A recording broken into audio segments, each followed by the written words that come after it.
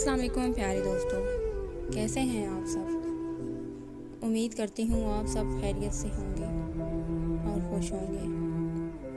प्यारे दोस्तों, आज की वीडियो में मैं आपको खुशामदीद कहती हूँ। मुझे कहते हैं मुसब हिजाब और मेरी आपसे गुजारिश है, मेरे चैनल को सब्सक्राइब करें और साथ ही मौजूद बेल आइकन को प्रेस करें ताकि मेरी हर आने वाली वीडियो आपको बर वक्त मिल सके।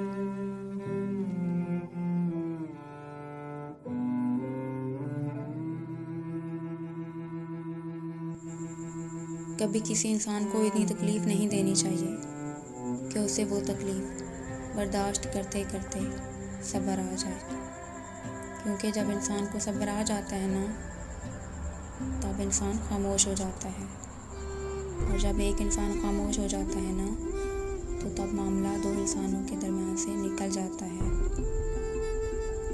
क्योंकि प्यारे दोस्तों, इस वक्त वो मामला बरगाहे इलाही में पहुंच जाता है। और फिर मुझे तो बहुत हैरत होती है ऐसे लोगों को देखकर जो दूसरों का दिल दुखाकर न जाने कैसे सुकून की नींद सो लेते हैं। ऐसे लोग दुनिया में चाहे बचकर निकल जाएं, मगर क्या कभी सोचा है कि आखिरत में किस मुंह से जाएंगे। इस वक्त अल्लाह पाक से छुपकर कहाँ जाएंगे, कहाँ भागेंगे। और फिर पता है, ऐसे लोगों का अंजाम बहुत बुरा होगा। इस वक्त तुम कहोगे कि दुनिया की तकलीफ़ आखिरत की तकलीफ़ से बहुत बेहतर थी, क्योंकि तकलीफ़ इंसान का मुकाम बढ़ा देती है। और प्यारे दोस्तों, मुझे तो ये एहसास बहुत सुकून देता है कि क़यामत के दिन हर चीज़ का हिसाब होना है। मुझे अब लोगों के दिए गए दुखों पर अफसोस नहीं होता, बल्कि उन पर तरस आता है।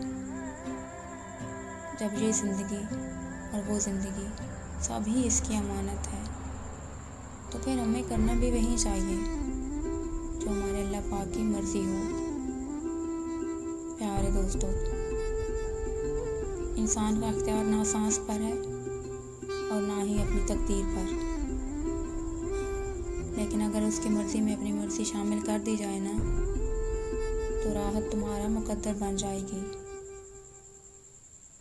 हमारी अल्लाह पाक से यही दुआ होनी चाहिए कि अल्लाह पाक अपनी रज़ा को हमारी रज़ा बना दे और हमसे वो काम ना करवाए जिनकी वजह से हम लोगों की तकलीफ़ का बायस बने।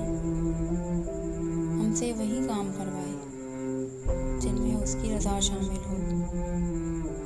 प्यारे दोस्तों, अगर आपको मेरी वीडियो पसंद आए तो लाइक, कमेंट और शेयर ज़रूर कीजिएगा।